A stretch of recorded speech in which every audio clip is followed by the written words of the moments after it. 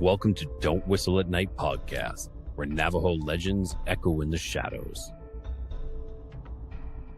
Darren and Dawn will guide you through the sacred fire of native storytelling, where the old stories breathe, the unknown walks among us, and voices, long hidden, rise to be heard.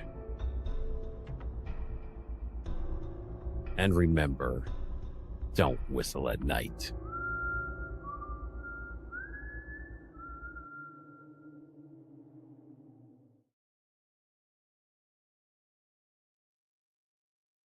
Hello, everybody. Hello. Welcome to Don't Whistle at Night. We are broadcasting live on the United Public Radio Network, 107.7 FM in New Orleans. I am your host, Don Yazzie. My co-host, Darren Yazzie. Hey, what's live up, from guys? Chum Bucket. Yep. Hey, what's up? Okay, everybody got to have their own chum bucket. I got mine. Oh, yeah.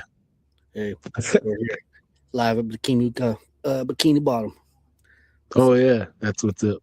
That's what's up. And today, Darren and I, we have a very, very special guest that we crossed paths with not too long ago, and he is Lenny Jones of a Coach 5515 of YouTube, and Darren barely he barely got into his chronological, his videos and all that stuff, all that great stuff, all the scary stories. And, every now and then I go back into YouTube and I watch it myself. You can't get enough of some scary stories out of Central Agency, for real. For real. Darren, what's your thoughts on before we bring on the coach? Coach, he is an EMT, emergency medical, and he has a bunch of stories that he came across. It was centaurs, a bunch of skinwalker stories, and he talks. He's real. He's a real person. He's actually he lives it. He lives it, and he has an open mind about everything, and and I respect that. It's good to go into this. It's better to go into this field with an open mind, and also have your feet on the ground. And especially not everything out there is a skinwalker. Not everything's out there is a ghost. Oh yeah. The stars in the sky that you see flying around. It may not be a UFO. It's good to question yourself. So. Coach is one of those guys, and I like it. I respect that. So, it's been a long time coming, but we got Coach on 5515. Oh, yeah. You see his work on YouTube. And, yeah. Oh yeah, for sure. Thank you, Darren. Heck yeah. And we'll give the people what they want, and what they want is Lenny Jones, Coach 5515 of YouTube, and here he is, everybody. Without further ado, wow, there he is. What's up? How's it going, Coach? It's an honor. Hey, pretty good. Awesome, man. Awesome. So, how's the weather treating you out there in Central Agency, Navajo Nation? It's pretty nice today. A couple of days ago, it was raining and snowing. Today, it's okay. It's pretty warm. Oh, awesome. We have plenty of people looking forward to this episode from YouTube, Facebook, Instagram, TikTok, and beyond. You have quite a name that everyone knows out there, and everyone's been bugging me to get you on the podcast. And I was like, hey, we'll see what we can do. And pretty, sure enough, and here you are, and it's an honor from Darren and I, for sure. It's it's a unique place that we put ourselves in, especially on this podcast. We meet a lot of interesting people, and you're one of them. So, no surprise there. Yeah. And people watch you, and they tune in. So, yeah, like what Don was saying, they wanted you on. So here we are. We got you, and we're here to let you cook. got some questions to ask too. So, Well, thanks for having me on, guys. Yeah, I didn't know you guys had a show like this. I'm pretty I am pretty busy. Like, trying to get into podcasts and everything. But thanks for having me on. Yeah, one of our well, actually, there's a guy that was a police officer here in Chinle, and now he's a police officer somewhere else, and he has his own YouTube channel as well. He's the one that contacted me, and then as soon as he contacted me, then I contacted you guys. So it happened pretty quick, and Right. I appreciate it for having me on, and I don't mind coming on anybody's shows or like doing something like this. So thanks for having me. Oh heck yeah, heck yeah. We know plenty of people that would like to have you on their show. But I'll run it by you, and I'll see if I'll run it by you first before anything. That's for sure. Yeah, it's all good. Oh, oh yeah.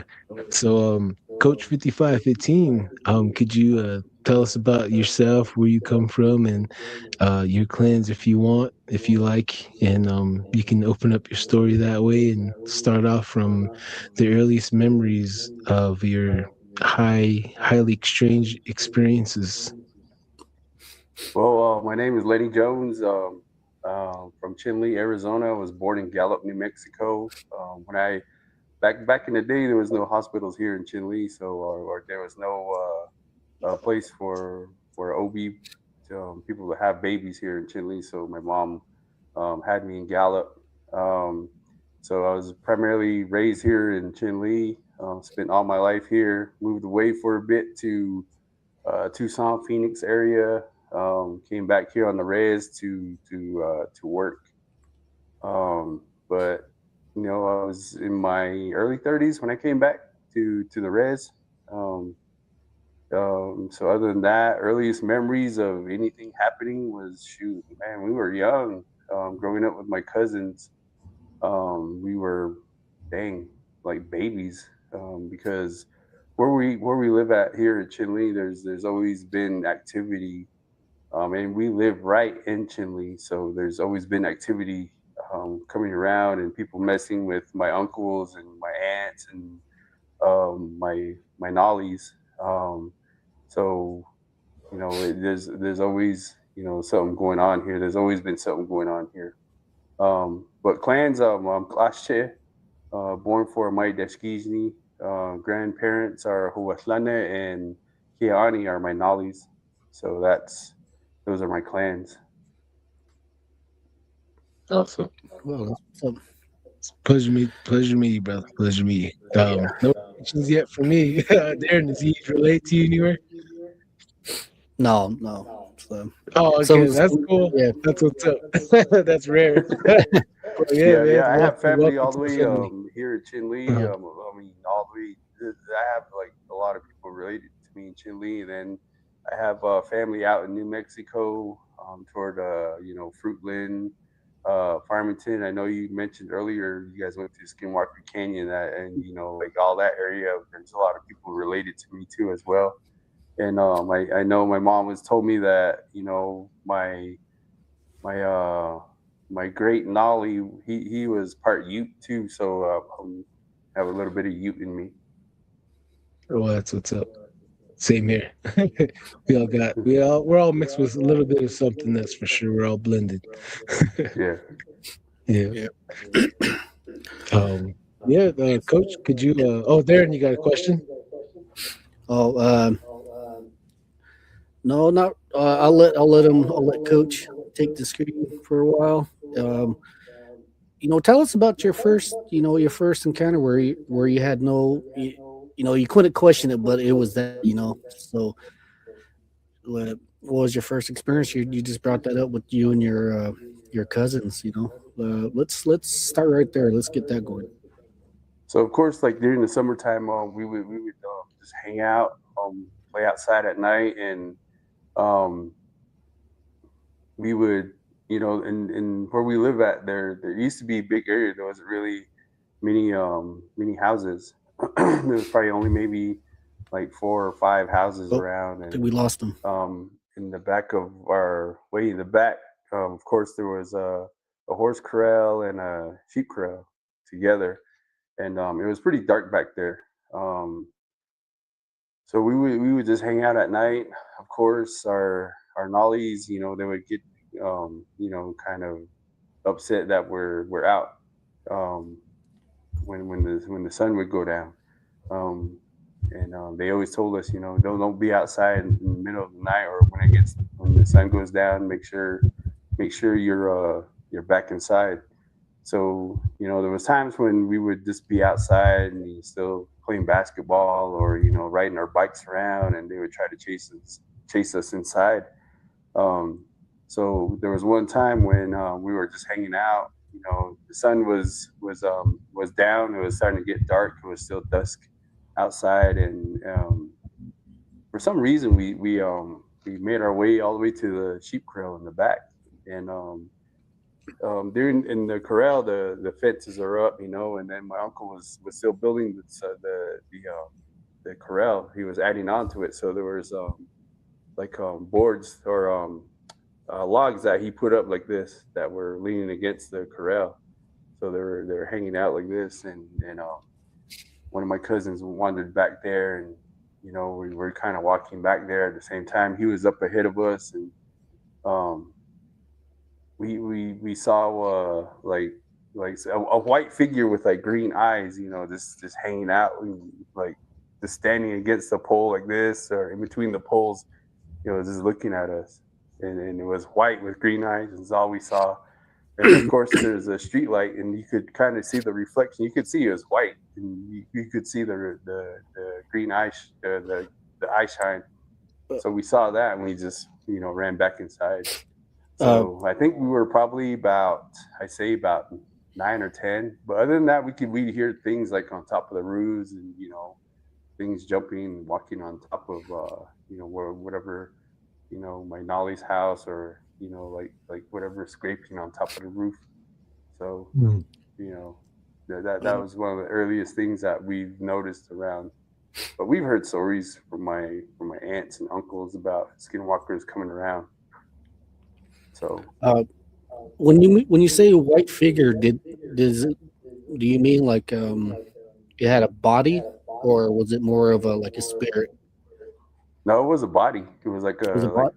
it had like, it was like furry, and then at the same time, furry. like I'd say like the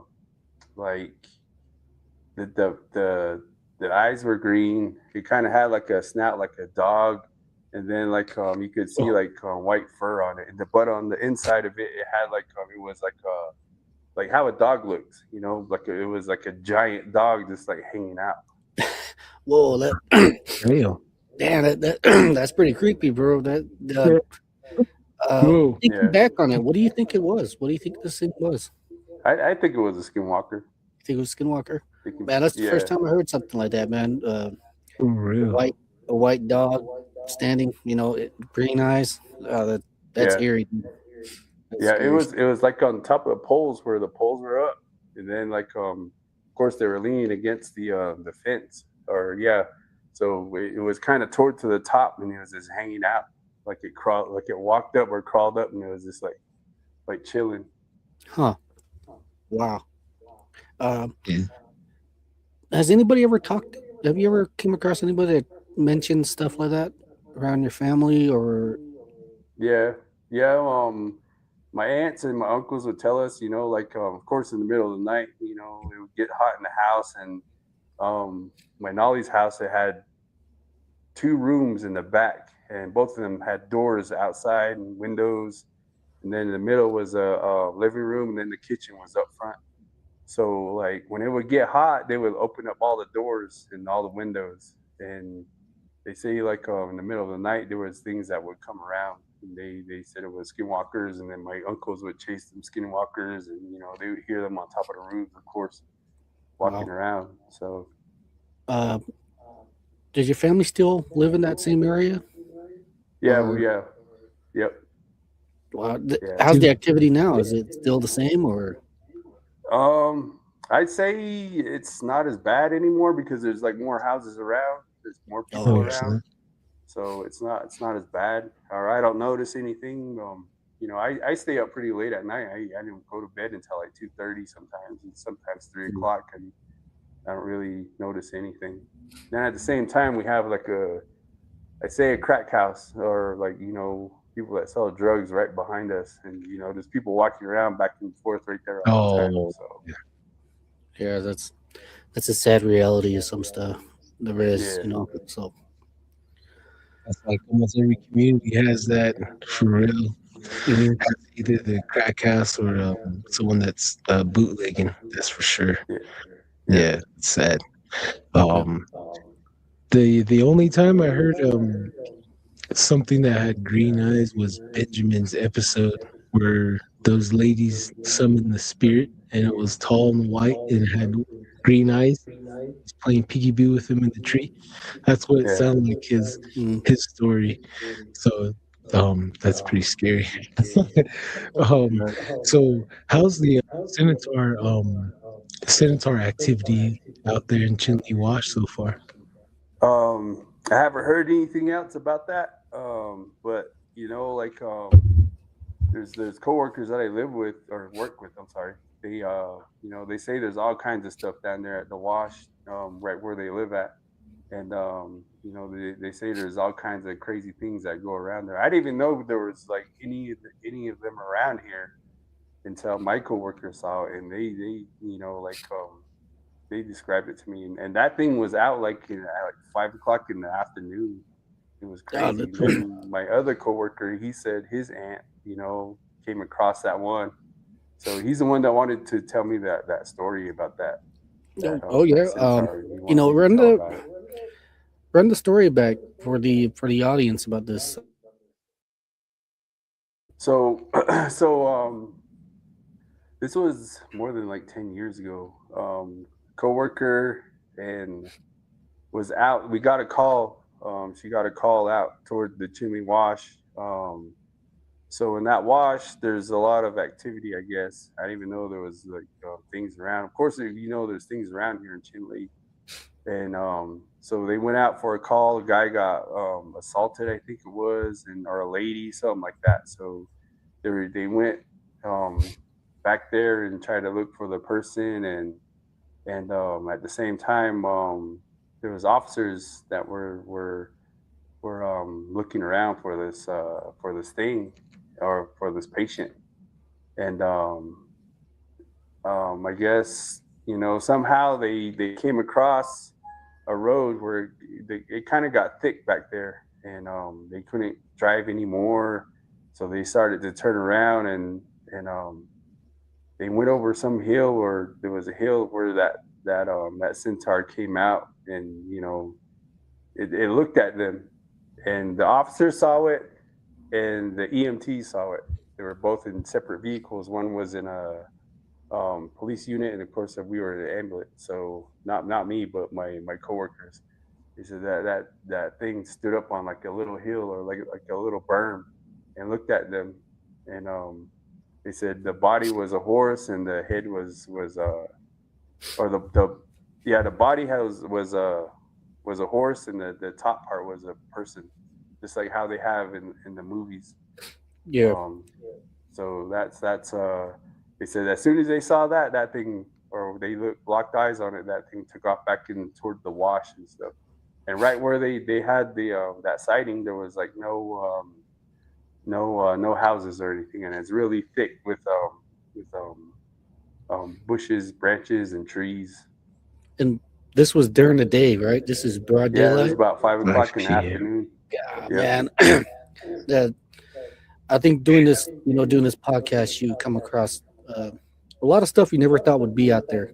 But sure enough, Yeah. people report it, and I had one told to me too that this centaur was picking green chili, surprisingly, and putting it in a bag in a little satchel that he had. Yeah, dude, it's one of the weirdest stories that was told to me. I was like, centaur for real, So we, there's stories like that out there in the reservation, and even goatmen. People see goatmen, gargoyles. We had people talk about gargoyles, vampires. Wow. Man, you name it, dude. It's there's a lot of stuff that goes creeping and crawling out there. Yeah, I thought it was just skinwalkers around here. and hear Same. to hear that, you know, like it kind of freaked me out, and then I didn't believe it at first, but you know, like Oh, Oh, oh. yeah. What was that? Oh, did we lose him? I was Oh, plugging in my. You oh, hear there me? we go. Okay. Oh, Yeah, okay. yeah, we hear you now. Sorry, we kind of lost you for a second. It was repeating. I was like, "What the heck?" But can you hear us though? Yeah, yeah. Okay, all right. Sorry, go ahead. We kind of lost you for a second. Oh yeah, like I said, you know, like yeah, I didn't even know there was all kinds of things out here on the range like that. I thought it was just like skinwalkers, but you know, like like I was saying, my other coworker, his family member came across that too, and this was up probably like another 10 miles from where this sighting happened, and this same thing, you know, she got off work, her ride broke down, so she was walking home, and she heard like a like a horse following her, you know, like a you can hear them when they walk. It was like soft ground too, so she could hear something behind her, and all of a sudden, you know, like she said that it came up behind her. She saw it, so she took off running, and she kind of ran. I don't know how far she ran, but she went and hid behind the trees, and that thing, you know, ran right past her, the centaur, and Wow. she saw the same thing, you know, body of a horse, and the top part was a human. On that story, didn't you say that he had like white or yellow face paint and large black eyes, right? And he had like dark, well kept hair, wasn't it? That story. Um, I don't remember that one, but that one, I think the one you're talking about is that one was um the guy that another coworker saw a bunch of Oh, horses running across the road, and she saw the like the wild Indian holding on to the side of the horse, and his face was painted white or yellow. oh, okay. Oh yeah, he was like a Danny Hunt type of deal, a Skinwalker type of deal. Yeah, yeah. Oh jeez. Yeah, that's Oh man. one, one weird fact about them is, these people that talk about these skinwalkers, they're usually depicted with some type of face paint on. Yep. So, one, I had my mother talk about it, and she said that that one was painted red, red face paint. So Yeah. that's just a fact of what I don't know why they do that, but I think it has to do with the. I think you would be like spiritual ascension. You reach a different level, uh, doing stuff like that. Probably. Yeah. Yeah. The one I seen was Or white. He had white face paint. And my cousin seen a centaur in Mima Valley, and that one had white face paint. And it was his eyes was glowing red in the dark. He thought that's it was crazy. a regular horse coming up to drink water, and he was jumping on the trampoline. 7 o'clock at night is when he saw it coming up. That's So crazy. um yeah, man, it's wonderful. It's amazing. It's good to be into this field right now. You're always going to be amazed no matter what, and we don't know a lot of things. And that's good. Makes us feel like we're tiny again. I think that's what I like about it. Um, Darren, you have any questions for Coach? Oh yes. What was your influence in doing the YouTube? What pushed you? What was the pushing force for you to start your work on YouTube? This COVID, you know, like we couldn't do anything, of course, like COVID it shut down everything, and you Right. know, like it was just, I don't know, I was just at work, and you know, like something happened at work, and we saw, you know, different things, and I just, you know, just decided to put something out and say, oh, you know, like this is what happened to us, this is what I've seen since I've been working with EMS, and this is the type of stuff that, you know, like you know, that we see on night shift. But you know, that was just the reason behind that. Yeah. I think that was the perfect time because all of us were locked down, and I was looking for anything on YouTube. That's when Yeah, I think that's when the first time we found you as well. COVID. yeah, Yep. Heck yeah. yeah. Yeah, and Nice. then they always said, you're not supposed to talk about these things, and they're going to start coming around and start bothering you. Like, and I've always something's always happened. They've always been around, like I said, and people used to say like, you're gonna have to have something done, and like being an EMT, I always, I don't know, still now I always say, add it on.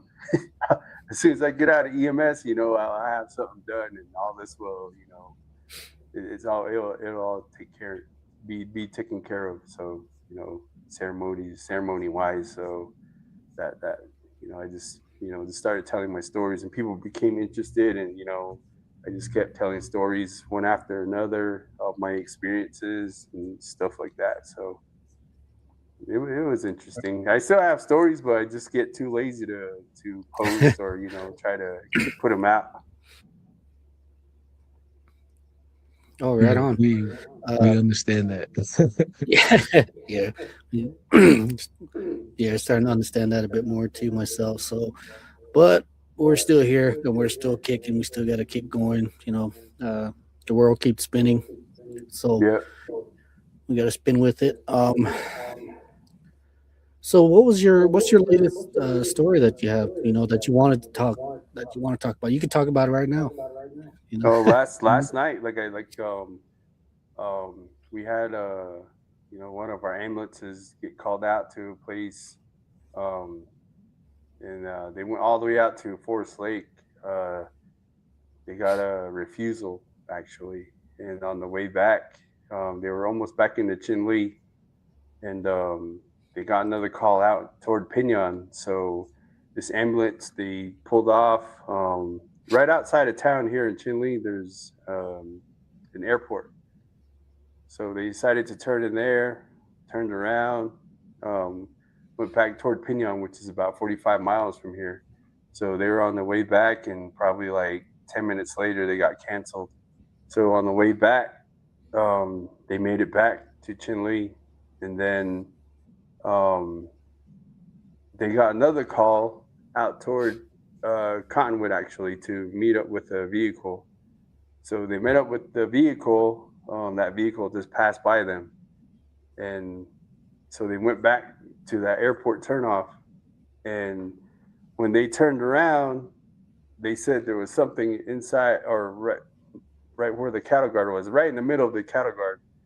There was a boot, like a work, like a guy. They call it the Che boots. Like they slip on the ones that the Che's wear. Um, you know, it was a work boot. So inside that boot, it was sitting on top of the lid for a bucket, a plastic lid. On top of that was the boot, and then inside that boot was an animal skull. And they said that wasn't there like an hour prior to that. So whatever left that, they took a picture of it and they showed me. It looked pretty weird. Oh yeah, yeah, man. Tell me about it. These stories that we get all the time. It's always something new. Yeah, There's a lot, and with that, it comes with a lot of questions too. I know that these skinwalkers, they on occasion they leave a trap. For people on the side of the road. yeah, Like I was warned. We were warned one time about a saddle. They said if you see a saddle, brand new saddle laying on the road, don't pick it up, leave it alone, because these skinwalkers, they go by when you go and pick it up. That's when they kind of blow stuff in your face, and they take whatever from you. So it's that's just a warning out there. So yeah. That's crazy. I never yeah. heard that one, but that kind of makes sense. Uh, Mhm. Yeah, and MV, they leave things right in front of your door. They'll mess around with you all night, and when you Yeah, come in the morning time, they'll leave like a bone and if you grab that bone, they'll have like a little powder or residue on it when you touch it with your hands. So you Yeah, can't grab anything. Yeah, when even on your door handle too, you look at that white stuff that's on there, and you have to examine all around your ride because they'll leave like a bone, and they'll leave like a some kind of weird turquoise type of rock or something inside of it with powder. So it's just just strange things that they leave behind. So don't handle it with your normal hands, everybody. yeah, yep. um, uh, well, yeah. I forgot what I was gonna say. Oh yeah, yeah. Okay. One of the stories that I really liked that you shared was your multiple stories from Canyon de Chelly. Yeah, I was Oh gonna bring yeah. that up too. So yeah, Yeah, let's. we were my cousins, of course my cousins, we grew up with them, and we were, just got out of high school, graduated, we were, nothing to do, we were bored. So, a few of us are all like, let's go to the canyon, let's see, because we've heard stories about, you could hear like different things down there, like people, like Massacre Cave. You could hear the old people back then, getting massacred. You could hear horses running down on at the bottom of the canyon, and you could hear drums. You could hear people crying. People yelling. You could hear the gunshots from the soldiers. So we were like, let's go check it out. Let's see if you can really hear that stuff. So there was probably like two or three vehicles that we all followed each other up there with. There was a bunch of us. So we went up there, and we got out of the vehicle, walked to the ledge, and we could really hear all that stuff for real. You could hear all that going on. It was crazy. You could even hear the bugle from the army, the soldiers that were down there hunting the Navajos. Wow. So Well, it was crazy. You could hear the crying, the drumming, all of that all in one. And we went out there probably like 3 or 4 times that summer, and every time there was something different that happened. So that first time, that happened, and we just, of course, we were young, we freaked out, we took off, and then like the second time we went up there, we kind of like summoned something. My a good friend of ours, we took his Dodge Caravan up there. So we at that time we heard all that going on, and then one of our other friends, he threw a rock down there, and you could hear just like the rock tumbling down, hitting the side walls of the canyon, and it was a huge rock, so you could hear it land at the bottom of the canyon. You hear a loud bang. Then we heard like clawing coming up the canyon walls, like a cat clawing up the walls. So we were like, listen to that. So we heard it, and then he threw another rock, and then like a couple of seconds later, we heard like a weird scream, like it came out human, and then it came out to like a animal. It started out human and turned into an animal. So we freaked out. So we took off, got back into his van. So he lives like in the housing, not too far from here. So down the street, we had one of our other friends that lived a few houses down. So we dropped him off. This was probably like 1 o'clock, 1:30 in the morning. So we dropped him off, and my friend was driving. I was sitting on the passenger side, and then his brother was in the back. He's the one that threw the rock, and like we saw like different parts of an animal on the road, in the middle of the road. So he kind of pulled us. So I told him, "I said, Reg, move up a little bit." So we moved up probably like a few feet, like 5 or 6 feet, and there was a cat head that rolled from his side And he opened the door. He goes, "Damn, it's a cat head!" Like somebody just like yanked it apart. We thought it was dogs that like ripped the cat apart, and that cat head was sitting there. And he right where he was sitting, he opened it. He goes, "That's a cat head." So there was like no wind or anything. That cat head started rolling. It rolled all the way to my side of the door, underneath the vehicle.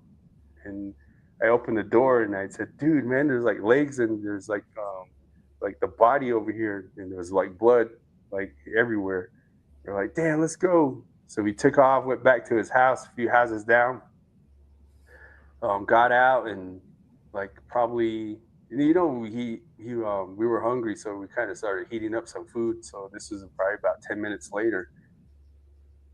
He had a Rottweiler, he had a regular like a regular res dog, and then he had a couple of small dogs. So all those dogs started going crazy in his yard, and his yard is pretty big, so they were all like chasing something back there. Dust was all kicking up, and it was going crazy. All those dogs were barking, and pretty soon the whole neighborhood lit up with all those dogs barking throughout the whole neighborhood. And then his sister woke up, and she kind of like has like I don't know, she senses things. So she has that kind of like the ability to she kind of knows that when things are around. And we're just sitting there in the kitchen. Well, actually, we're sitting in the living room, and she comes out. She goes, "Where'd you guys go?" We're like, "What? We didn't go nowhere. We're trying to lie." She goes, "You're lying. Something followed you guys." And she's all like, "They're whatever's followed you guys. It's being chased back there by the dogs." She goes, "You guys are stupid. I don't know why you guys keep going up to the canyon." And she knew we were up there, and then like we were all freaked out, and of course the Rottweiler is the one that was going crazy, and he told, and it was my friend's brother's dog, so he told me, he's like, go get see if he can calm them down. So he went back there, and he was scared of the dog. The dog did not want to listen to him. He tried yelling, nothing. He goes, "Man, oh, this is scary." He goes, "I don't want to go back there." And we just left it, and then and then I don't know how, but the dogs, they kind of calmed down. So I took off home. Of course, it was late, so I took off home, and then the next day he went to go to his grandpa's house to see what that thing was. And my one of them got sick, so they went to his grandpa's house. His grandpa was a medicine man, and he had something done, and he told them whatever we threw rocks at down there, whatever that was, that followed us back. And they said on top of that there was a anasazi that was back there too.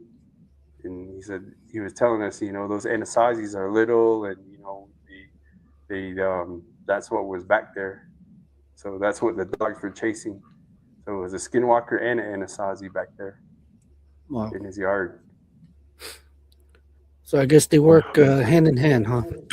Yeah. Wow. Yeah. Then growing up, I used to hear stories from guys that used to live up that Canyon de Chelly area, and they used to tell me like there's still anasazis around, and I didn't believe them, of course, and I thought they were crazy. Here it sounds like they're still around up there in the canyons. Coach, do you think the everyone is saying the little people and the Anasazis are the same thing? I think so. Yeah.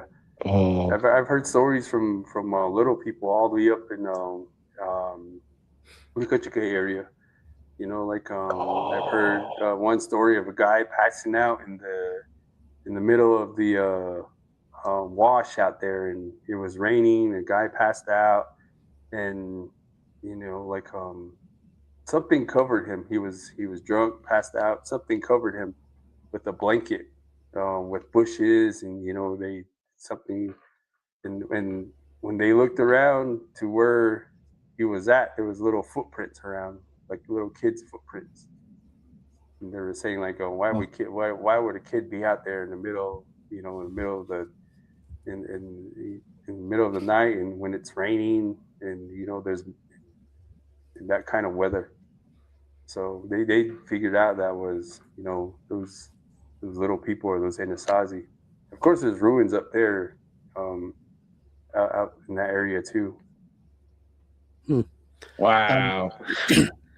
Uh, Navajo Mountain in Miami Valley, we have the little people too, and then there's like the gnome-looking ones as well. And we Mm. have this mesa at Navajo Mountain called Lost Mesa. It's a whole Anasazi ruin. It used to be a fortress, and Oh, when I go up there, we can hear people talking, like behind the cedar trees, and we go over there. There's no one that's over there. We go over there, it's over here. And yeah, all those trails are still well kept, and those archways are probably like less than 3 feet tall. yeah, And I just like thinking like, is there little people still here, or the Anasazi's ghosts still there? So I can't really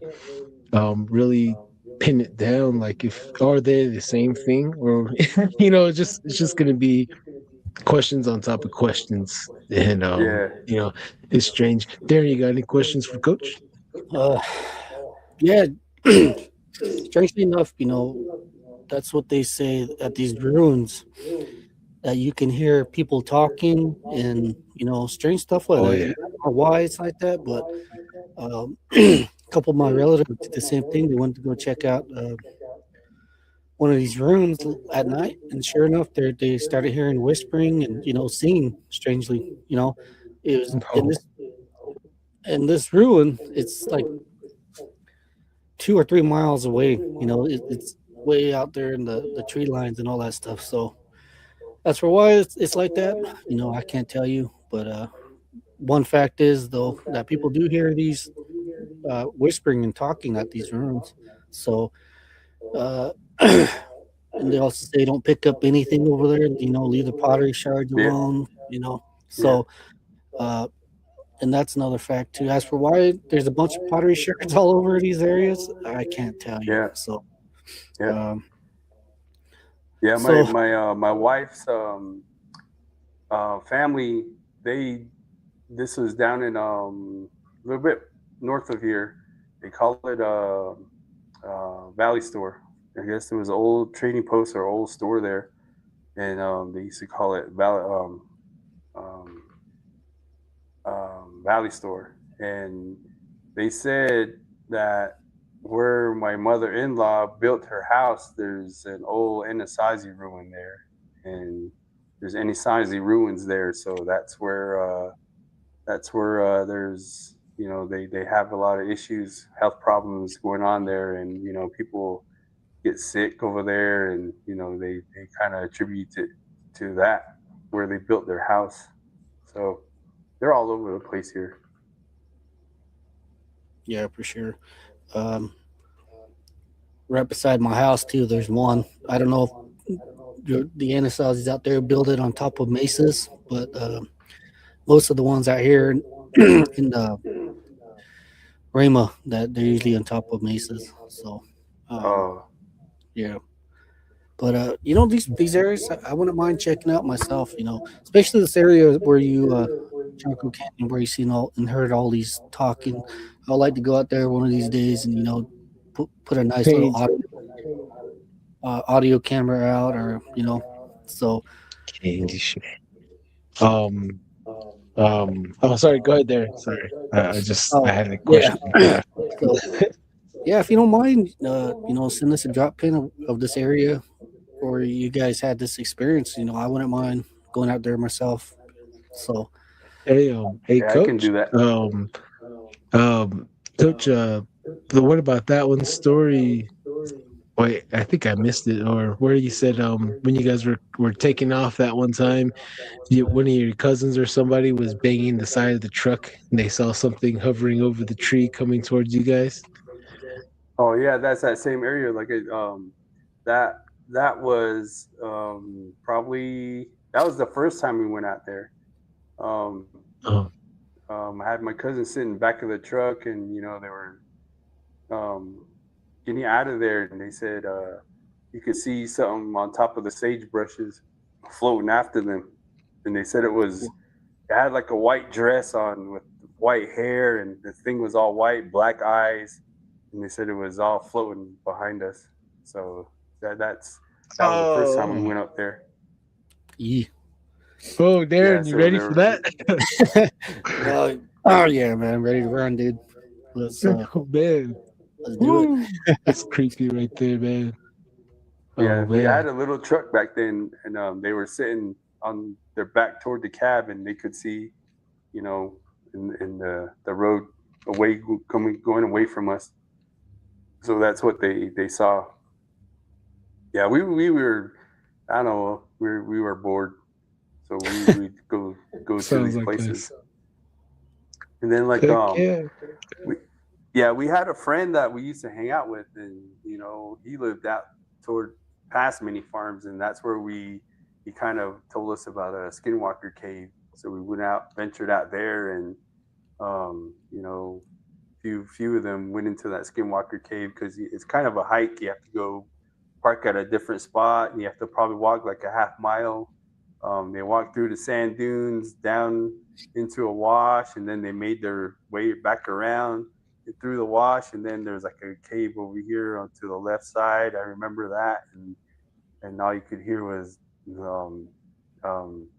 one of my other friends, the guy that was driving that night. He's all, "Wow, look at that! Check that out! What the hell is that?" Like they were all excited, and they saw all kinds of stuff, and they came as soon as they were done. We came back around. My cousin, who was up on top, he was telling us that you could see things like running around from bush to bush inside that wash. The wash was pretty wide. I say it was probably like I don't know, probably like 200 yards. You could see little like things running around in there. I think he said they look like abiches. And this is in the summertime where there's no supposed to be no abiches around. And they came back, and we made our way back to the vehicles, and there was baby footprints that were backwards all over our vehicles and all around in the sand dune area where we parked at. The feet were like backwards or flip flop. Whoa. Yeah, Opposite, kind of like that. Yeah. What the hell? Okay, that makes it even more creepier. Jeez. Wow. You ready for that, Darren? We checked out one Skinwalker Cave. Why not? Let's check out another one, But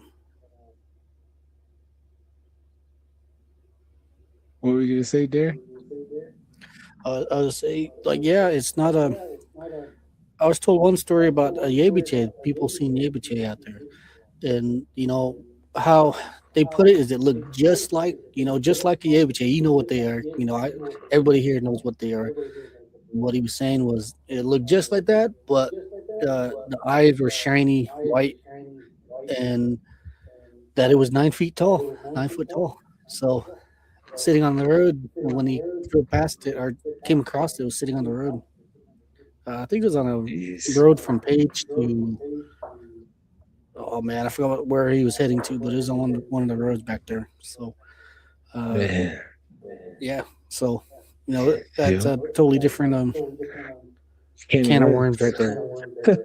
The Navajo Mountain, they're like around 9 feet, 12 feet tall is what their witnesses been describing. And they see him in 3 a.m, and it's glowing. It's like giving off light, and it's like peeking behind the tree, watching them trying to unlock the door to the house to get in while they're looking back like, oh snap. They're really scared. And I know you have a few I know you have some amazing Yebiche stories, and I was wondering if you don't mind sharing them with us. Yeah, one was told to me by a guy that we used to coach with. I coached football with him, and he was a state trooper for Arizona, and they used to live in the junior high housing here. And one night he came back late, probably like 3 or 4 in the morning. He was saying that, and he parked his unit a little bit from his apartment, and he said he heard like bells rattling down the street, and where he lives at was there's a street here, and then around the corner, and that street goes all the way down, and on that side, the whole side is storage units. So that whole side inside that compound is storage units, and then there's apartments on that side, and in between there's apartments. So he said he came back and he heard the bells ringing, and then he heard a couple of dogs barking way out in that backside. So he decided to turn around in the corner. He stayed in the dark. There was no light where he was at, so that whole place is lit, of course. So he went through and kind of peeked his head. He said he couldn't see anything. He heard something rattle again. He heard the bells rattling. So he kind of made his way into the dark, stayed in the dark, and he said way at the end of the street, he saw a Yebiche standing there, and this was in the summertime as well. So he said it was the main Yebiche, the one with all the feathers and stuff, and he said it was all buckskin. He was wearing buckskin, and he was all white, and he said he kind of stayed out in the dark, and he was monitoring him. And he said he stood there for about 5 minutes, and then it kind of kept bending down and like standing up, bending down, standing up, and like it was messing around with the dogs, and then all of a sudden he had his radios on, and his radio was loud, so his radio kind of went off, and he said that thing just jumped over the storage units, boom, jumped over it, and he said after that he didn't hear anything from it. Wow! Whoa! That's a good one right there. That's something to look out for now. Yeah, but go ahead. Sorry. Yeah. Go ahead. Phew. Oh man. Yeah, what are you gonna say, Darren? Yeah, we had one of the guests on TikTok. He mentioned that too, something like that. I think it was out there in Shiprock that they seen a Yebiche, and they next to a UFO or lights in the sky, what they're saying too. So he said it was peeking over their fence, and that fence was pretty high up. So people do see these things, which is really odd. You know, people, you see them dancing in the winter, and then there's nothing strange about that. But strange, oddly enough, people see them out of their dance placement. So it's really weird. It's really odd. Even these kachinas. People see kachina dolls. These kachinas, same thing. Oh yeah, 9 feet tall, and they're dressed up like that.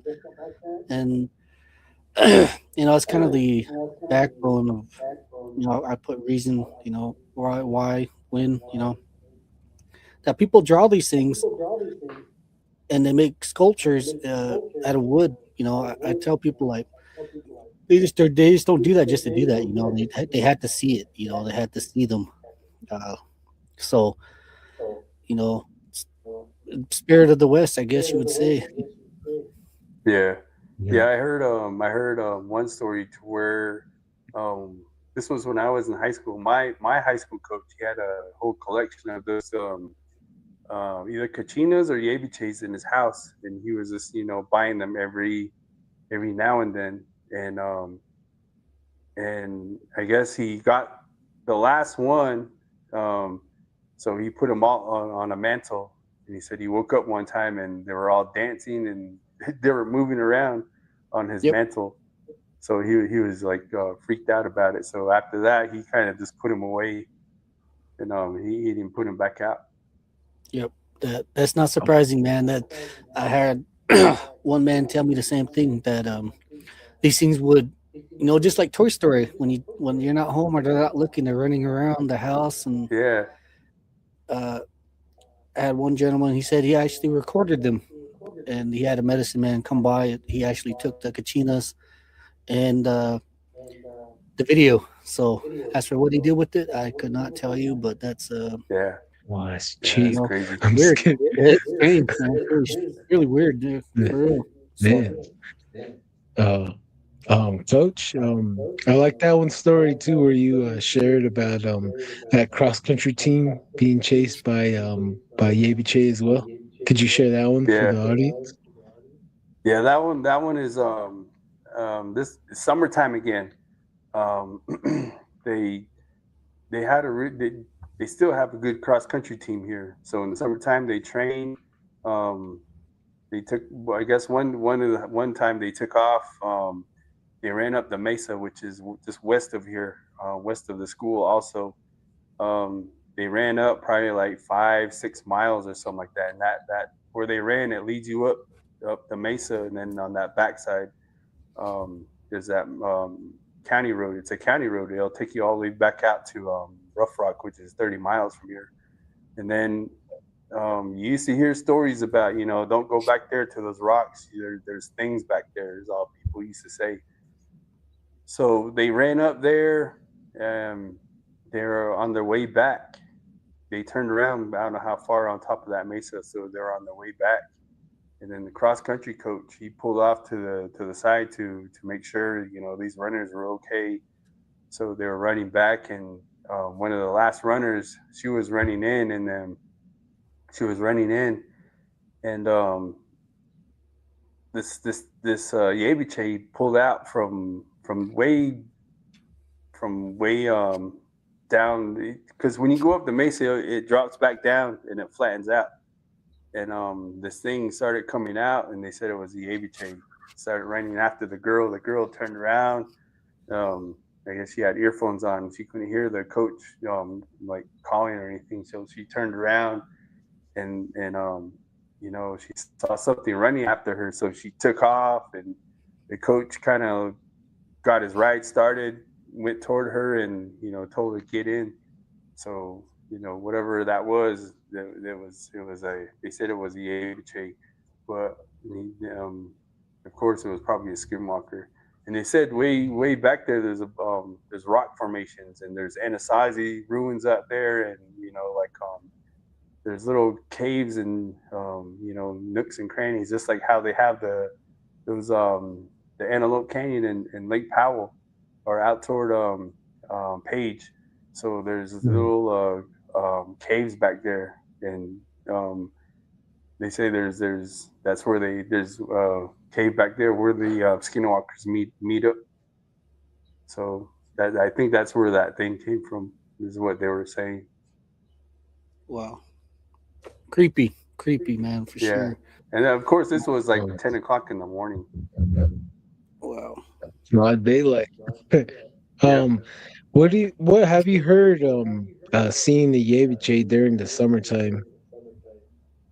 Like anything you heard about that, like what people say is good or bad, or because I've heard people say it's a skinwalker, and I've heard people say that it's trying to give you a message to relay to people, and it will appear in your dreams as well too.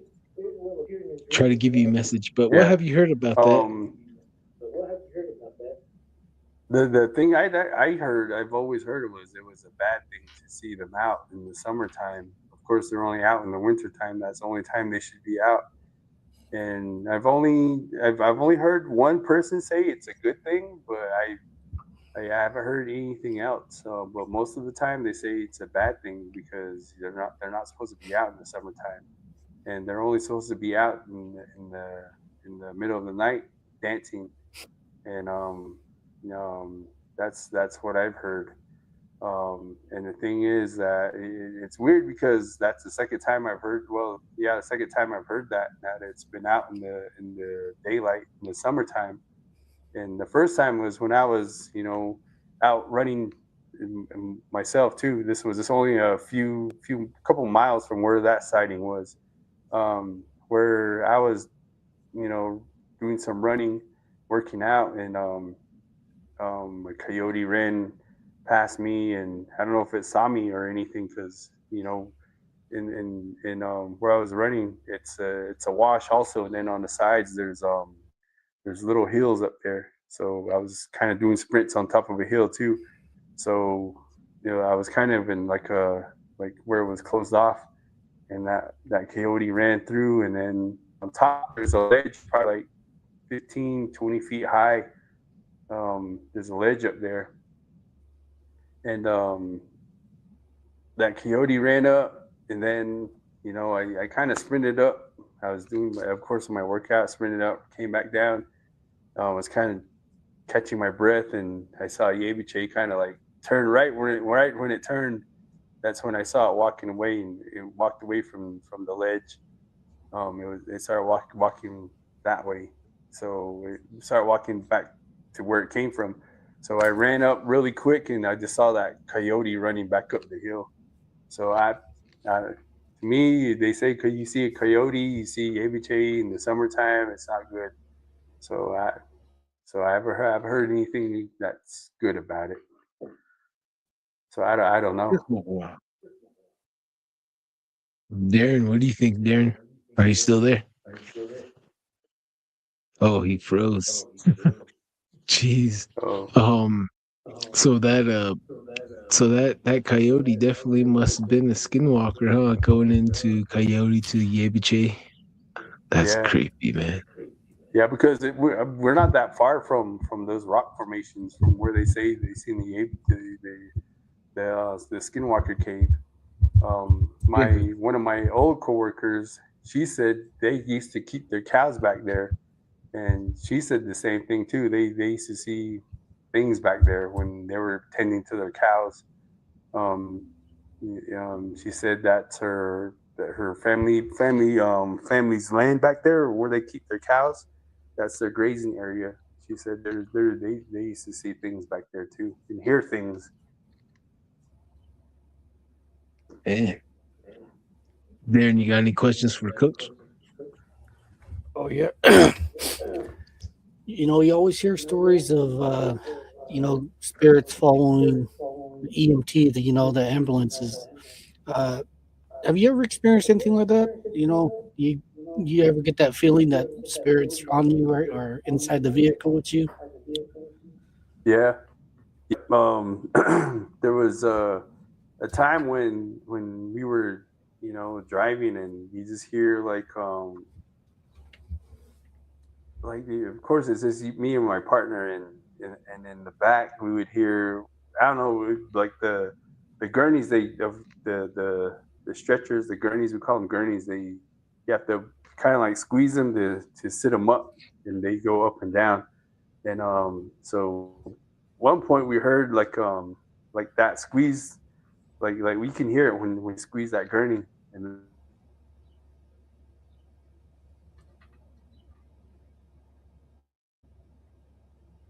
squeeze the gurney, you can kind of hear it, when you lift it.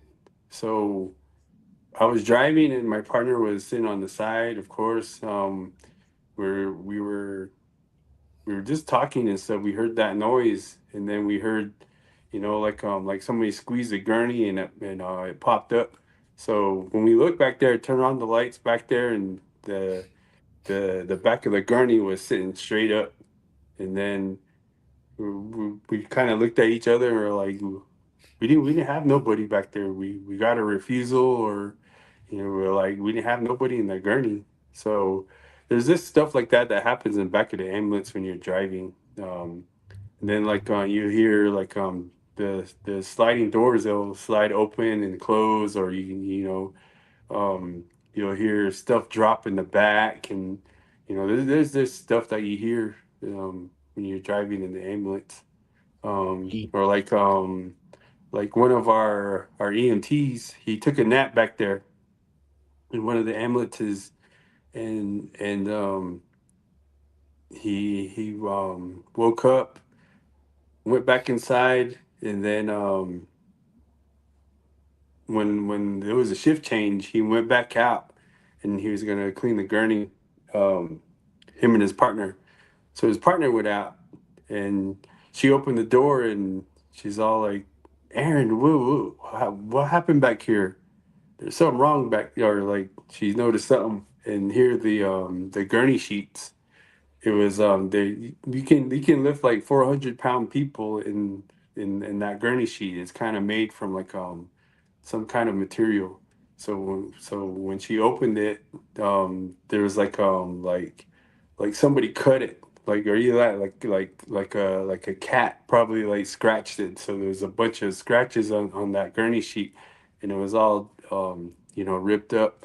So my partner was all, or not my partner, so that guy Aaron was like, I didn't even do anything. I was just took a nap on there.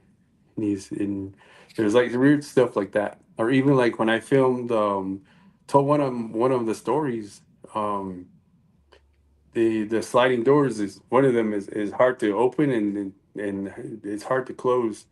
So when you have to really like pull it and it'll slam open, and when you close it, the same thing. You kind of have to muscle it.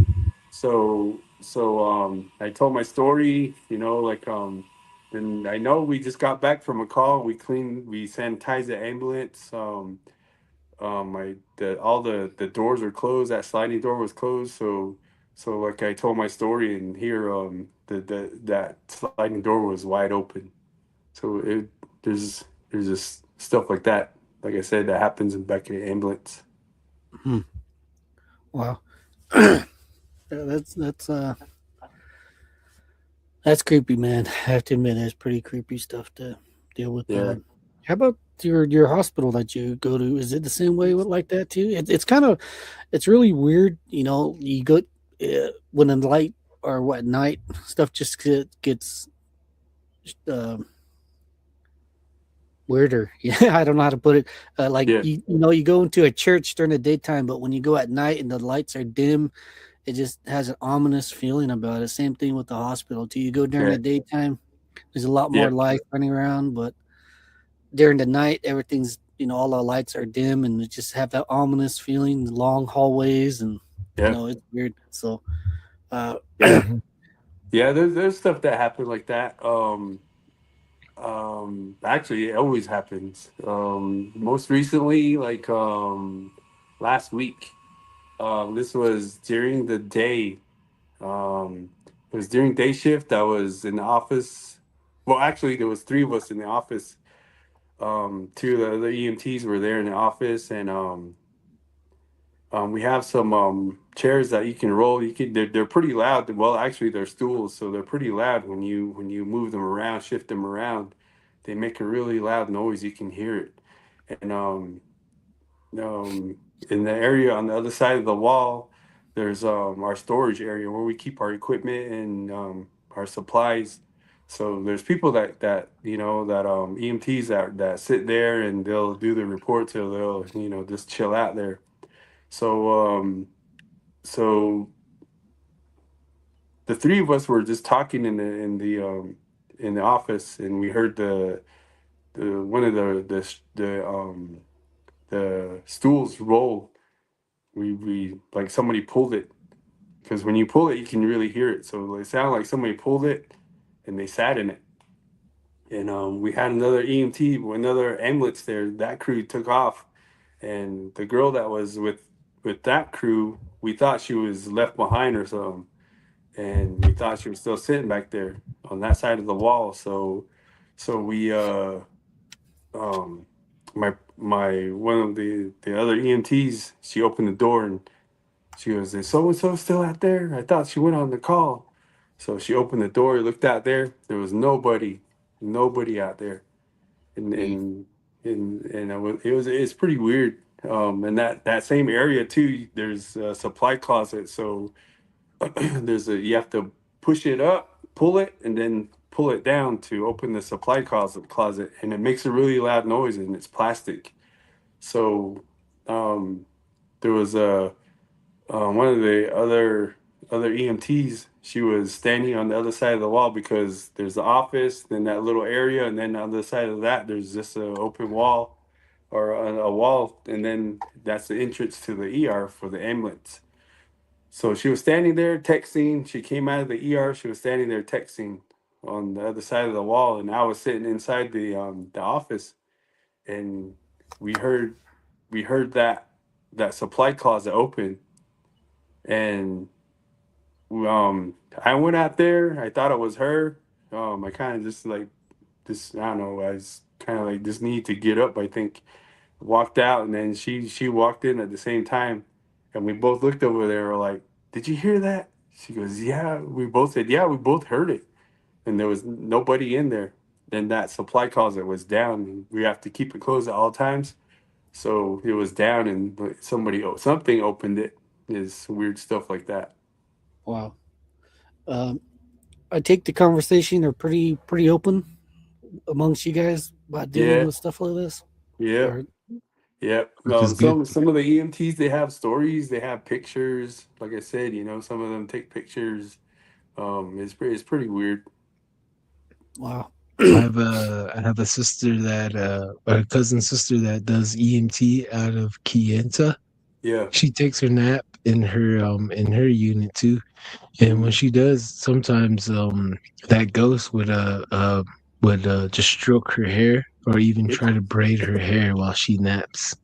And Yeah. she'll just be like, "Oh, forget it. Just she's gonna take a nap." Yeah. So she's grown callous to it in a way. Yeah. And Yeah. you experienced anything like that as well? Um, with me, I don't really sleep in there. I don't take any naps in there. It's just like I said, like the door, the doors opening and closing, or when I told my story, that door, I know that door was closed. Just stuff like that. Mhm. I know one of the YouTubers, the Aussie Family Vlogs, Warren, his mom used to be an EMT back in the day, and like her and her partner were driving, and they said they saw the Grim Reaper standing in the back of the unit. So when they were driving, it kind of because there's sliding doors, or either that there's a full door that you could like a small door that goes from the front to the back, from the front of the cab to the back of the ambulance. Usually it's like a small window.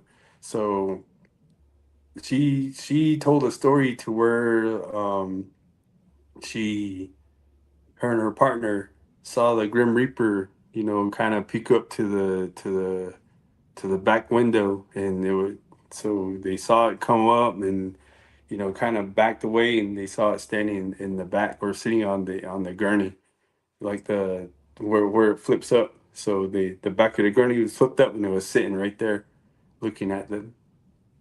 Wow. So you guys literally had death Hmm. following you guys, huh? In the Yeah, cab. Wow, that is yeah, crazy. A lot of yeah, people died in there too, so it only makes sense. yeah, yeah, yeah. No, Whoa. nobody dies back there. We try to keep them alive. Oh, if they're jeez. if they're gone, we don't pick them up. If they're in trouble and they're trying to save them, that's when we CPR. So like we say, nobody dies in the What? back. Okay. Man, so it's just maybe following her or her partner, you think? Yeah, But oh man, that's unsettling to think about though. yeah, Woo-wee. yeah, Yeah, I do not want yeah. that. There's stories where like I've heard people picking up skinwalkers, and like they've been hit by something, by a vehicle actually. People hit the Oh, skinwalkers, and they get called in, and they try to start IVs on them, but their skin is like really like rubbery, and they can't get no blood. Like these oh my people gosh. smelling. It's crazy. Wow. Picking Yeah, up Could you skinwalker. That could you that is tell us oh sorry, go ahead there. Go ahead uh there. yeah, wow, picking up skinwalkers, man. That is something else. That's a That's new one. another level right there. Wow. yeah. Yeah. Jeez. Um Yeah, I've heard a few stories like that as well, and they didn't end well Mm. because people would get involved and take out that person with the clubs or sticks while the EMT's trying to save his life. So I heard a story like that out there by Fort Defiance area one time. Oh Huh. man. Um, so I heard a story that you shared one time about someone driving by Nirvana Pass, and then they seen a ghost of a native woman flying right over like in a buckskin. Could you share that one with us, please? Oh, that one was um my friend Reggie's dad. Uh, they were going toward they were traveling late at night from, I think it was during like Navajo Nation Fair or something, and they were going in between Fort Defiance and Crystal, which is on the way to Narbona Pass, and they said that when there's a story to where a lady was hit back in the day, and her ghost runs around right there, in between in that area, and they said they were telling that story.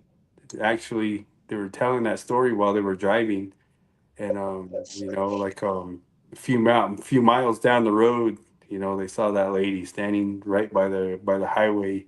Um, she was kind of like facing away, and she was wearing like a white jacket, all white, and it looked like when they passed by, it looked like she was floating. So that's how that story came about.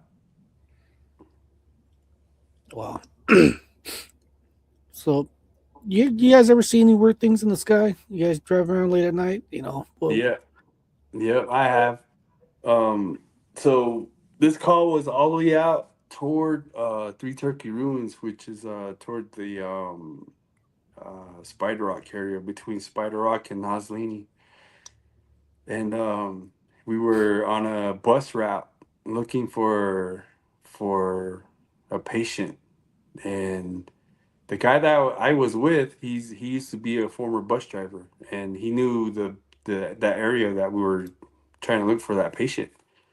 So we were driving around. This is probably about, I don't know, 2, 3 in the morning. We were driving around, and there's actually a junction up there where these roads they cross, and we couldn't find the patient, so we kind of flipped around trying to look for him, and then we we were heading east, and then we turned around. We started heading back toward the south, and all of a sudden there was a right at that juncture. Right when he turned around, he kind of turned his head to look, make sure there was no vehicle coming around. And in that area, there's like no vehicles at all. Hardly anybody lives out there, and there's like he was just making sure there was nothing on the road, no cow, nothing. So as soon as he turned, I saw like a green light. It was flashing at first, and then all of a sudden it shot straight across the whole. It seemed like the whole res, that whole valley, from up where we were. um you could see you could probably during the daytime you could probably see all the way across, probably about 20 to 30 miles. So this light just shot straight across the whole sky, like it was just a straight beam of light, like a laser. And it shot straight across, and it was gone within like half a second. And then it was weird just to see that light. It was weird because a couple of flashes and boom, it was across all the way, like 30 miles. wow. Has you ever talked to anybody that mentioned that same story too, or seen the same thing? Yeah, there's the guy um I was with, he said he knows a guy that he's a bus driver, and he lives in that area. And of course I coach basketball and football. And he he was driving our bus one time, and I told him, because I think we were going down to state basketball tournament, and we all stopped and we had to feed the kids, so we were at a restaurant. So I was telling him, I was all like, Jackson, Duke told me that you live up there, we're trying to look for a patient. And I said, I seen a light up there. And they said it shot straight across the res. And he goes, oh yeah, those that happens a lot up there, we see those all the time. So it's nothing new to them, I guess, up there. And then the that same story, not same story, but the same guy I was working with, we got a call. um I don't remember where it was. I think it was toward Pinon. So there's Highway 191, which runs from Utah all the way down to south of Arizona, or it runs up and down Arizona. And that's Highway 191, and that is um, the main highway in Arizona, and then one of the main highways. And then Route 4 is from 191 toward the west, toward Pinon. That runs east and west. So we got a call, and we got canceled or something, and we turned around and we're on the way back.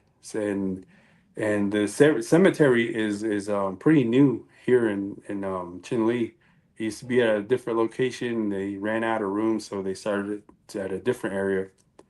And from that area, you can see the cemetery. It's probably about a mile away, but you could still see you know like the graves out there during the daytime. And then in that area, there's a rifle range too. So the rifle range is probably about another, I say, about half mile from that location. So we're driving down. Um, so coming down that Pinion Junction, there's a hill that you come down, and then there's a curve that's called Banana Curve, and it comes back into to Chinle. So we came around that curve, and then when you turn that curve, you could see the cemetery. So to the right, since we're coming back toward the north. So I looked over to the cemetery, and there was two like spheres, like the spheres that are in Vegas. Um, but they weren't that big. They were probably, I don't know, about as big as a vehicle. And of course, we could hear the PD radio. We're connected with PD. We could hear the radios, and there was only one officer on that at that time, I think it was. And one sphere was glowing red. Then one sphere on the other side of the cemetery was glowing blue, and it looked like I said, the spheres in Vegas like had like the perfect circle, and it was pretty bright. And I told my partner, I go, damn, check that out. And he's all like, what the hell? So we just kept driving, and then we heard the officer, and the officer was way off in a different location, so it wasn't him. That was like one of the weird things we've seen too. Wow. Lights in the That's it. sky, man, all across the res. Yeah. And your partner, just imagine what he's seen, because them bus drivers are one of the people you would gotta talk to, because they would see all kinds of crazy things as Yeah. well. Yeah. Darren, you got any questions for Coach? Well, it's a little bit of everything, huh? Freaking, you got ghosts, you got UFOs, Yeah. Yetis, Yebiches, a little bit of everything on your Yeah. side. He has this one Bigfoot too. story there. Oh yeah, we haven't even get into Bigfoot too. That's where I'm going to lead Look, into right now. But before we get into that, what about that one story where I keep telling the story to people because people are having a hard time separating dogmen and the Yenadloshis that can transform themselves to like a werewolf creature type. And I was wondering if you can share that one story that you had on your channel. Which About one was that? that one kid that was like from Chandler, and he seen a werewolf skinwalker that was speaking to him in Navajo, saying that your church is not real or something like that. He was at Um, Round Rock, I think, helping at a ceremony at his uncle's. oh, that one was that was one of the guys that I guess he watches my channel, and he wanted me to tell that story. Mhm. Um, he said that this thing used to come around and mess with him. And it was a skinwalker, and it was bothering him for a long time, ever since he was a kid. And he was playing outside one time, and he said this thing looked like a wildcat, and it was wearing a hat, actually wearing a hat. That the way he described it, it was like the hat was, the brim was flat, and then the top was square, and then there was like um jewelry or something around the top of the hat, and then the face was like black, it looked like a wildcat. The face was all like furry and stuff. And he said that thing kept coming around, and kept messing with him. And he was saying um that nobody can help him out, because he's so powerful. That Skinwalker was telling him he was so powerful that whatever he does, is not going to help him, that he's going to still come and, you know, bother him if he wanted. So, you know, that's one thing that he was saying to that kid, that nothing's gonna, you know, stop him from doing what he's doing. Wow, that's man. You have a lot of creepy, a lot of creepy stories, man. Some of these kind of got just the chills just listening to them, bro. But with these, yeah, I think we heard a voice the on our side. I don't know if you heard a voice, but on occasion this happens on the podcast, man. You'll be surprised by what random voices that pop up. Yeah. I know for our Bylis, or not a Bylis, sorry, St. Carlos Apache, we heard a whistle, you know, right there on the camera. We don't know where it came from, but we heard it. I think we had one of these incidents that happened right now. So we're obviously getting somewhere, and you know, so Hey, Coach, on that one story, didn't you said that it was tall too, on standing next to a basketball goal? What? yeah, yeah. Yeah, he said that thing was huge, and he said the way it was dressed, it would look like a cat, and you know, like the shirt was all torn up, and the pants were all torn up, and like it looked like the Hulk is what he kind of said. And he said like that thing grew into the clothes, like, and it ripped it. So that's what he was describing. He said what he saw and what he looked like. So that's where that story came from. Dad, Man, okay, but now where? I'm gonna have to rethink my saber-toothed tiger encounter now. So it looked like an Yeah. organic tiger, big giant cat, but no, that's another fuel for nightmare. What Yeah. were Yeah, you gonna say, Darren?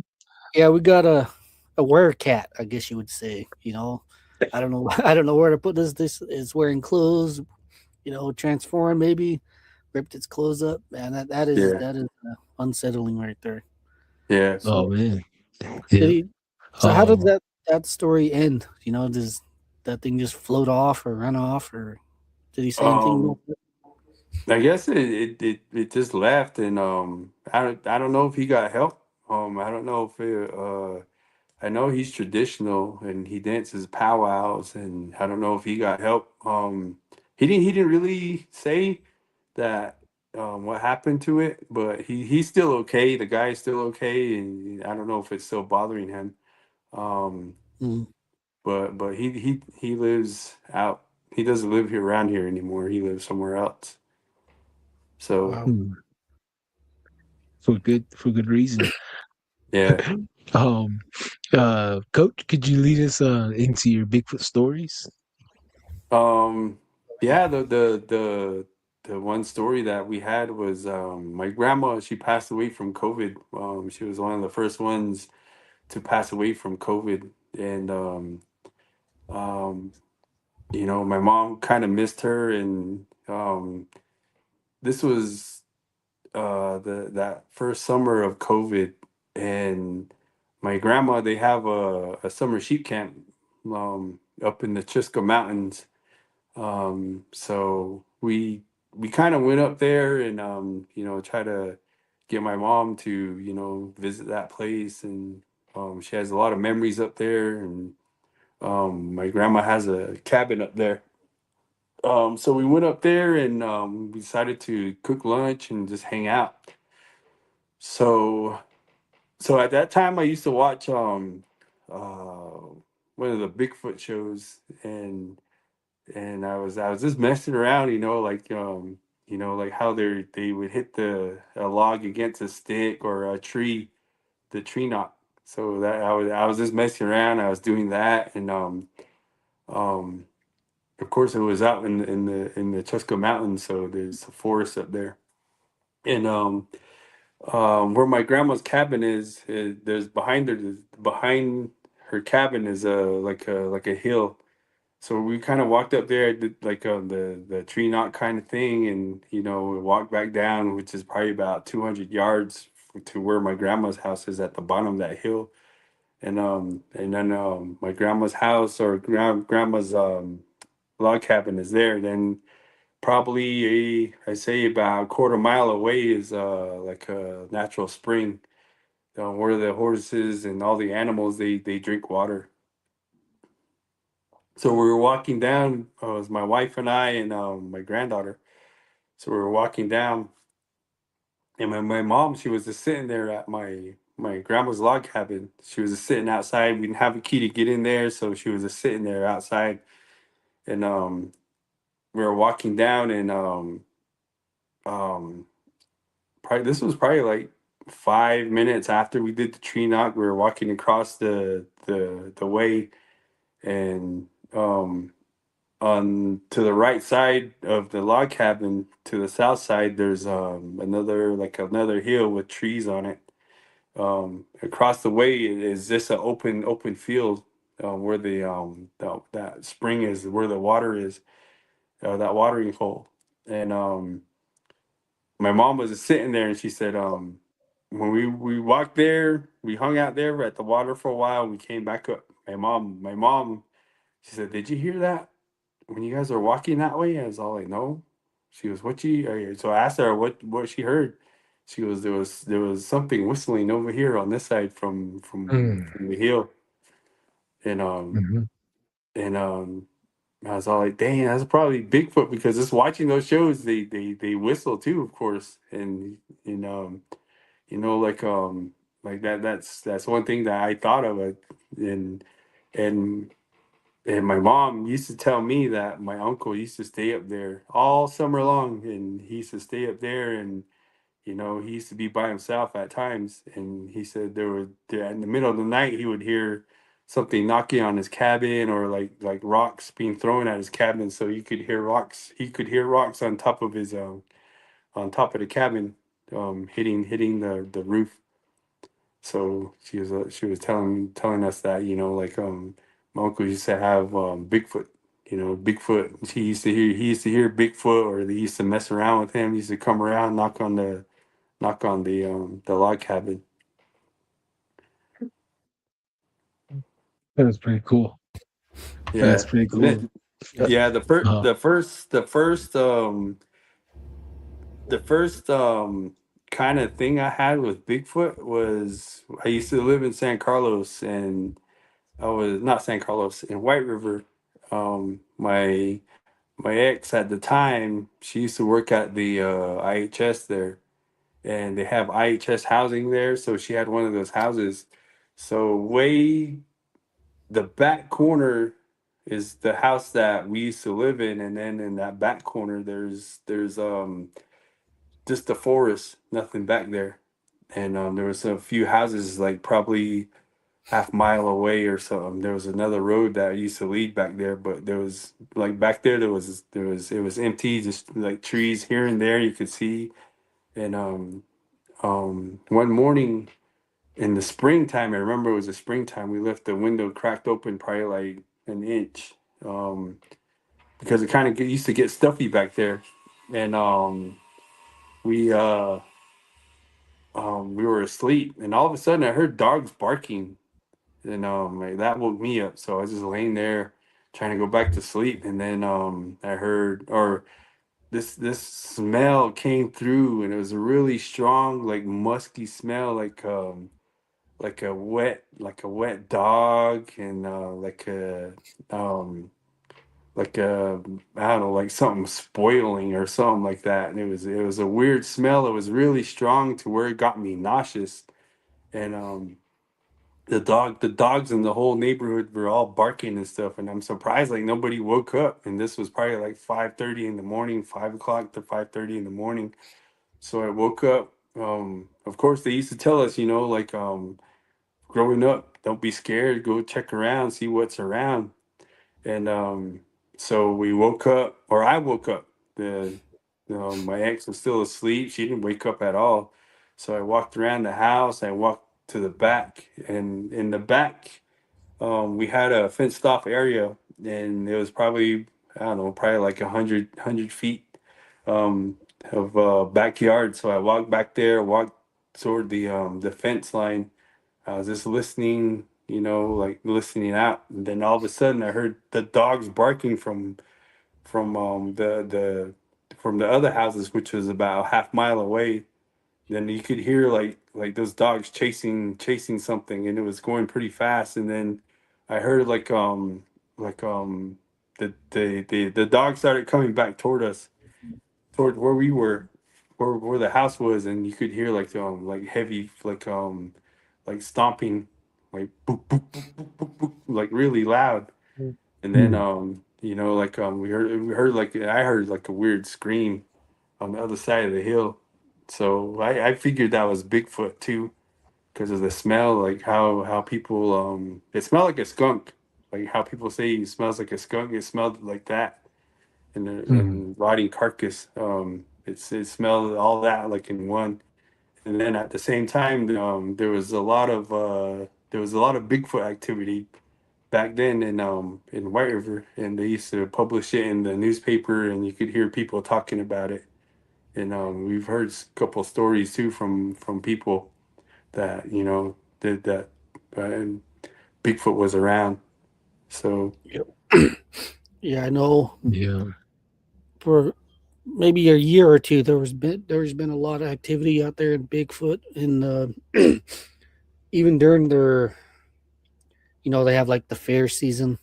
yeah, They have the WM and had a Bigfoot on there, so that yeah, just speaks that this thing was running around there Yeah. for a bit. So yeah, Used to visit White River too a lot and camp there at the lakes, and that was the first time I ever heard multiple of them howling out there yeah, by, I think it was Lake McNary. yeah, So yeah, that was, yeah, that was amazing. So, yeah, that was my first time actually hearing Bigfoot and hearing him digging the trash can, digging for in our waste. And all yeah, the Apaches would tell us, leave him alone. Just let him do it. Just don't shine the light. No, nope. Just leave him alone.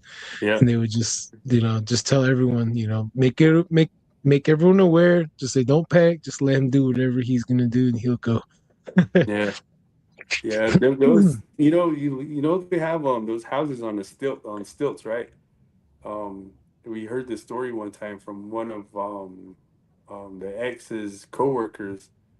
Um, of course, the snow gets really deep, and they have their houses on stilts, so it sits probably, I don't know, like 4 or 5 feet off the ground extra. So the lady lived out in the middle of the forest, so her kitchen, she was washing dishes in her kitchen, and the window toward the sink, it's about 9 feet off the ground, and she said Bigfoot was just staring at her when she was washing dishes. And then she kind of got mad at it. She started yelling at it, and then that Bigfoot started pounding on the side of the walls, and it was shaking the whole house. So she was kind of freaked out about it. She told people about it at work. So that's one of the other stories that I heard. wow. Oh man. What about what's the most scariest story that you've heard from your point of view? Um, the one that just the one that I told you guys about, where the cat was ripped apart when we were up at Oh, Massacre Cave. Yeah, that's the one that really freaks me out all the time. Yeah. So, because you see, I mean, there's a cat head that's like rolls out of nowhere. It's not windy. It's all torn apart, like some. Yeah, that I think that's the most freakiest thing I've seen Mm. or experienced. very unsettling. Yeah. So, what's your plans for the future? Are you planning on doing some more recording for YouTube, stuff like that, or? Yeah, yeah, I do. I just need to get, it's just start need to just post. I'm Right. planning on probably have some coworkers share their stories if they want to on camera. If not, then I can probably tell it too, because everybody has a story. Like I said, everybody's had some kind of experience with those things at work. So I'm planning on it. Nice, nice. yeah, the EMT and the police department and fire department, they especially on the res, they always encounter word happenings, Yeah. skinwalkers and stuff like that. But you know, uh, only pray for the best for you, man. So especially dealing with the public eye and all that stuff. So do you have any? Do you have weird feelings about posting stuff like that, or how do you deal with you know the possibility of a ghost following you back, or you telling stories like this, or telling uh talking about stuff that we're told not to talk about. Yeah. I know for my side, since we did the started the podcast, just little stuff out there would be kind of odd and weird placement. Yeah. Yeah. Um, so, like one incident out Um, here. Oh yeah, go. um, for me, I mean, like people like hearing it. They say we're not supposed to be telling about it, but like I just put it out there just because of the stuff we see at work and all the experiences I had and the time when I was young and being stupid with my cousins or like my friends and like I mean people enjoy it. For me it's just I don't mind telling them because people know they're out here and there's stuff that are going on that have been going on that will continue to go on. I mean, like it doesn't bother me, but people want to hear it, and I mean, I tell it. Right, that's what's up. Yep, most definitely. We, definitely me. I drew a lot of inspiration from you, and I don't know if you. One of my other handles on YouTube is Hustin Dola. That's my Navajo name. So we've been chatting for like the past few years, a little bit here and there. So Yeah, I just like to say thank you for all the encouragement, and it brought us here, brought me to find Darren, and we started the show. We're on the yeah, radio now, and you have a lot of people following you.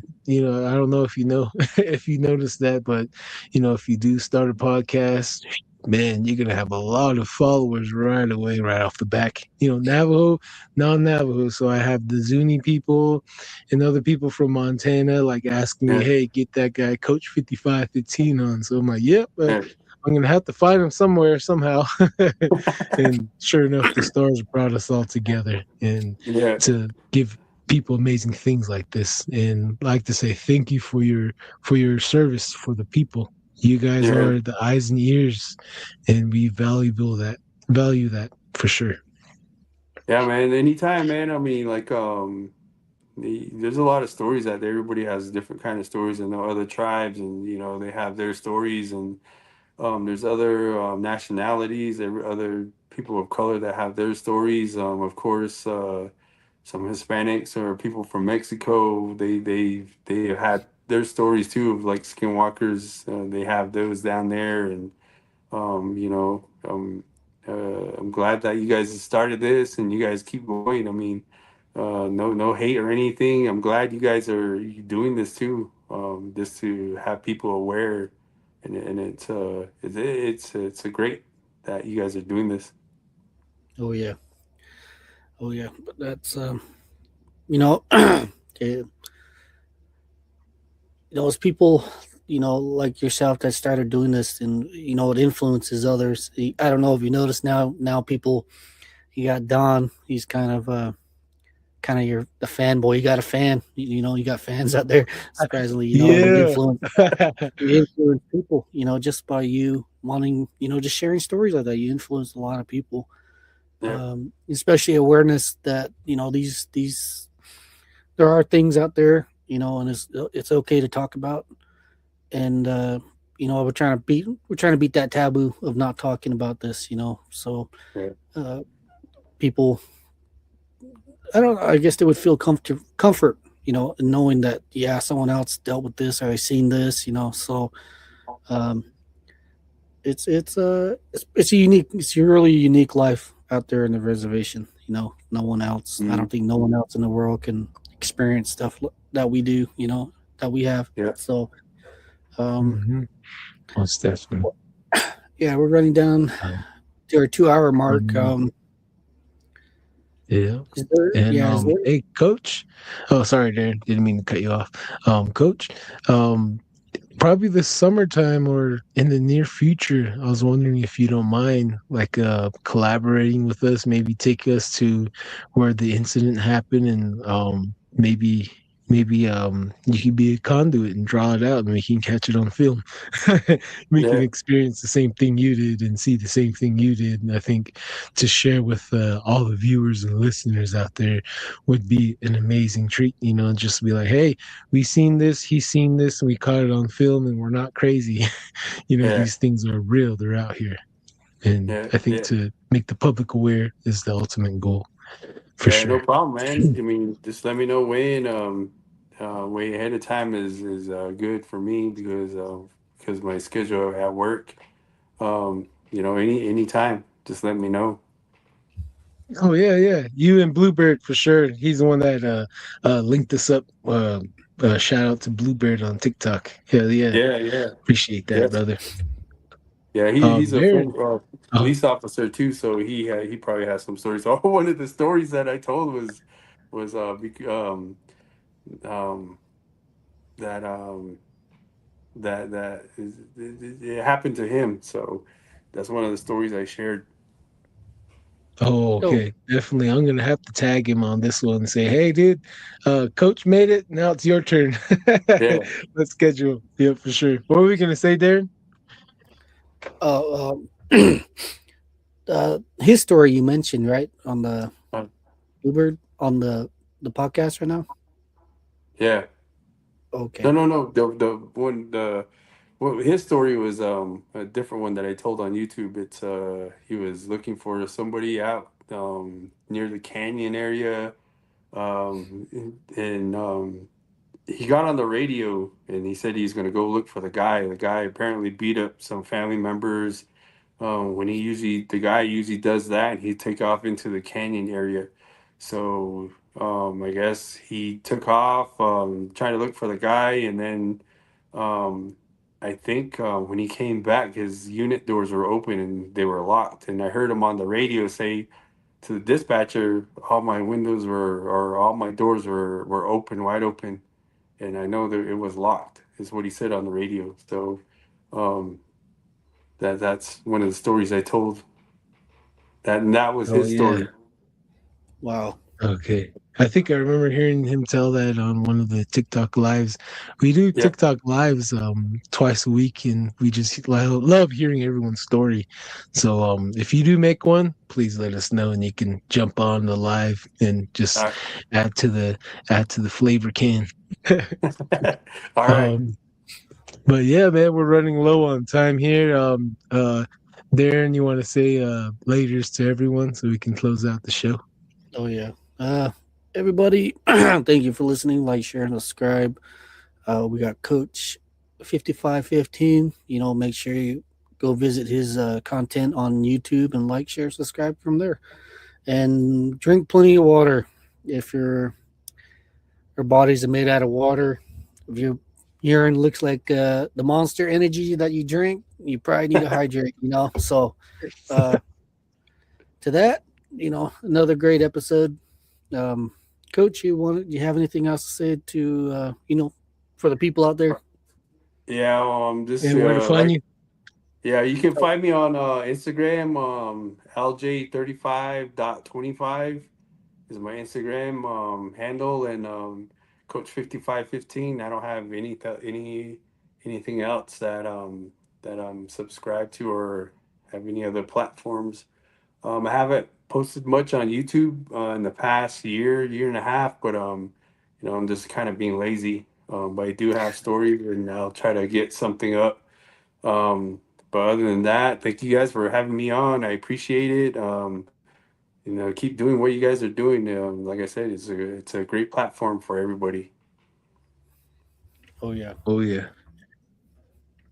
Appreciate that, Coach. Thank you for all you do in your service and everyone in your field. And Godspeed and many blessings and protections over you guys out there. all day, all night, for sure. We appreciate that. From the regular Navajo citizens to you guys out there, we appreciate it. So, excuse me. We are running low on time, guys. I'm going to close out the show right now. Do you guys want to say the last goodbyes to all the viewers? All right. Let me set this outro out. Okay. All right. Here we go, guys.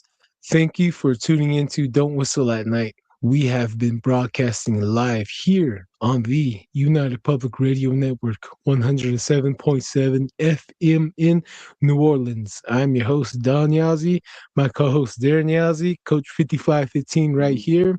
From us to you, you guys have a great one.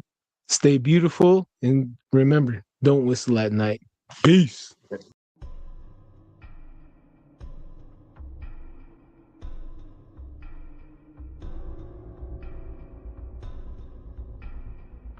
Welcome to Don't Whistle at Night podcast, where Navajo legends echo in the shadows. Darren and Dawn will guide you through the sacred fire of native storytelling, where the old stories breathe, the unknown walks among us, and voices, long hidden, rise to be heard. And remember, don't whistle at night.